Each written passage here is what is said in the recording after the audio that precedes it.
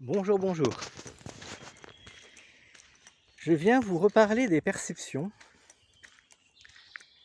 avec un exemple un peu plus concret que je vais illustrer avec 3 personnages certes fictifs et des histoires réelles qu'ils vivent. Certains d'entre vous, la plupart le savent certainement, je suis rôliste et j'adore organiser des séances, faire vivre des personnages à d'autres joueurs et développer leur personnalité. J'ai de la chance, j'ai des tables qui permettent ce genre de choses, et donc des joueurs qui ont développé véritablement les histoires, les personnalités des personnages qu'ils interprètent. Et donc je vais vous parler de 3 personnages, Bella, Ottar et Gilles. Ils vivent des aventures et ont un lien très fort les uns avec les autres. Bella et Ottar, ce sont 2 individus qui se connaissent depuis leur plus tendre enfance, qui ont un lien très spécial, presque sacré entre eux, qui se destinent l'un à l'autre et qui ressentent de l'amour l'un pour l'autre. Gilles est un individu qu'ils ont rencontré,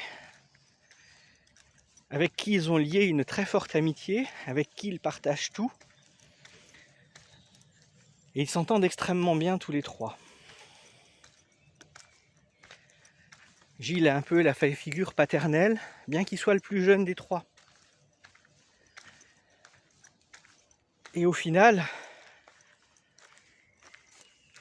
Ottar, qui pourtant est extrêmement doué, est très enfantin dans beaucoup de ses choix et a beaucoup de problèmes à régler et à s'équilibrer lui-même. Bella est plus simple. Elle aspire à des choses toutes simples de la vie. Dans son cas, fonder une famille, trouver quelqu'un avec qui elle pourra élever sa fille. Ils ont prévu de se marier, et pourtant, jamais ça ne s'est encore fait jusque-là. Où est-ce que je veux en venir ? Bien, je vais vous parler d'un aspect spécifique de ce que vivent ces personnages et comment les perceptions influent là-dessus. Ottar est un impulsif, un brin roublard, et relativement enfantin, comme je le disais, dans ses réactions. Il ne perçoit pas toujours la portée de ses actes, ni l'ampleur que cela peut prendre. Gilles a pris beaucoup de sagesse, protège beaucoup ses amis, mais apprend d'eux, parce qu'il reste le plus jeune. Mais là, elle, depuis qu'elle a eu sa fille, a besoin de cette stabilité dont elle rêvait déjà. Et pourtant, elle s'énerve sur son compagnon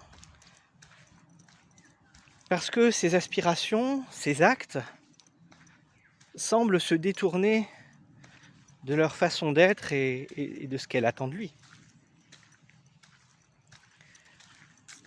Bien sûr, ça fait partie des choses que l'on vit dans la vie de tous les jours, et comme ça, vu de cette manière, ça semble extrêmement simple.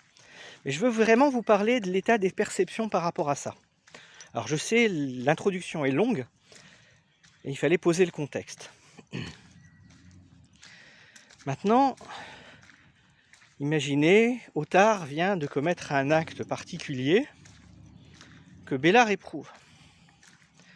Leur lien, très fort, mystique entre eux, fait qu'elle perçoit une part de ses sentiments, de ses émotions, et lui de même. Et pourtant, depuis cet acte, il s'éloigne.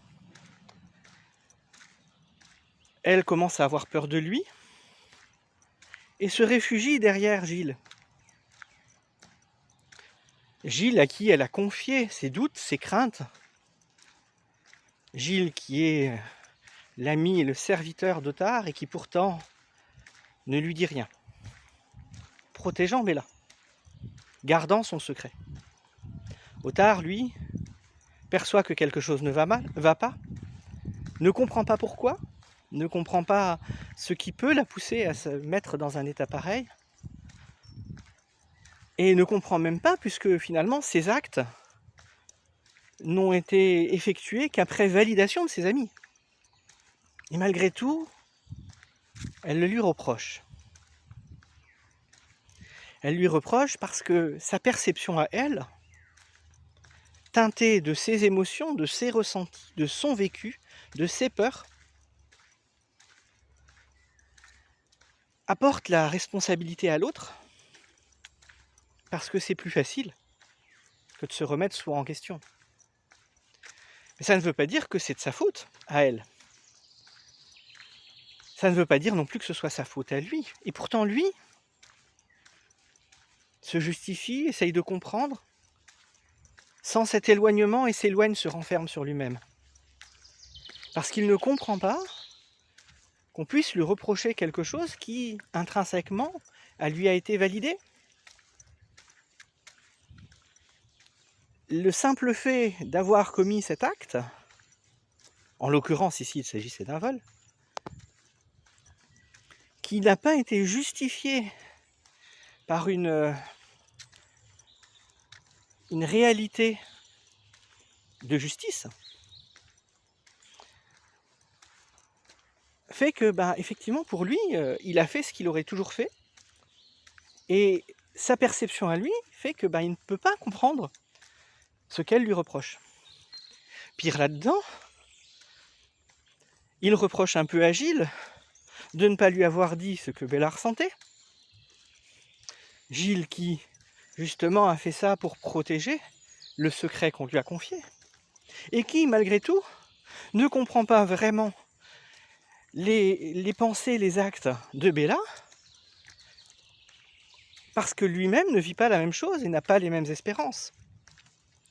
Plus dingue encore, cet éloignement qu'elle a de son compagnon, il lui reproche d'aller le chercher ailleurs, alors que lui est toujours là pour elle.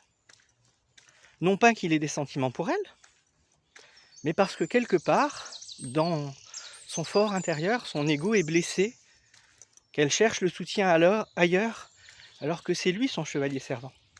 C'est lui qui la protège et qui fait barrage à ce moment-là. Alors peut-être que cette histoire parlera à certains, peut-être pas, c'est pas grave. C'est pour vous montrer une interaction comme elle peut avoir lieu dans un couple, dans une famille, dans un groupe d'amis, au travail. Chacun a sa vision des choses, sa vision de la réalité. Et il est très difficile d'aller se mettre à la place de l'autre. D'ailleurs, c'est même impossible, puisqu'on n'a pas son vécu, on n'a pas ses perceptions, on n'a pas son histoire, on n'a pas ses filtres. Ce qui fait que même avec beaucoup de communication, même avec un lien fort, mystique, presque télépathique, ils n'arrivent pas à se comprendre. Même s'ils se disent tout, ils n'arrivent pas à se comprendre. Ce sont des personnages fictifs avec des pouvoirs, au-delà de ce que nous on peut avoir pour la plupart, et ils n'arrivent pas à se comprendre. C'est pourtant une parfaite illustration de ce que chacun d'entre nous vit au jour le jour. On ne comprend pas les autres.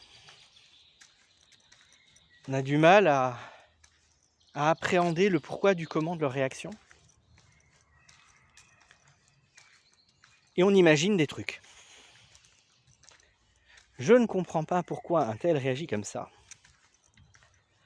C'est sa faute, il n'a rien compris. Je ne comprends pas pourquoi l'autre réagit comme ça.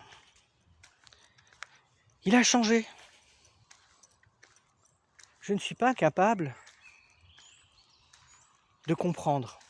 Parce que je n'ai pas son vécu, parce que je n'ai pas son histoire.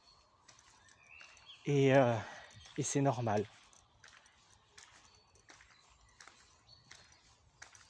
Donc ne vous prenez pas trop la tête sur ce genre de choses. Alors oui, je sais, c'est facile à dire.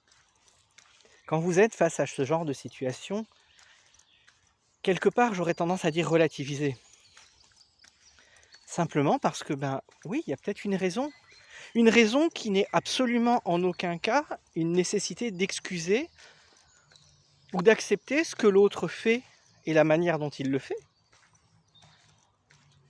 Mais simplement qu'il a ses perceptions, il a sa façon de faire et de vivre les choses, et que même si on ne les comprend pas, c'est logique pour lui, pour elle. Si ça ne nous convient pas et qu'on n'arrive pas à régler le problème, on a toujours le choix de s'éloigner ou d'agir autrement, ou même simplement d'en parler à cette personne pour essayer de comprendre. Pas d'excuser. Mais pardonner cette part de nous qui nous fait souffrir en imaginant le pire ou en ne comprenant pas ce qui se passe de l'autre côté. Encore une fois, on ne pardonne pas à l'autre, on pardonne à la part de soi que l'on utilise contre soi pour se faire souffrir face à une histoire quelle qu'elle soit. Voilà, cette vidéo a été assez longue.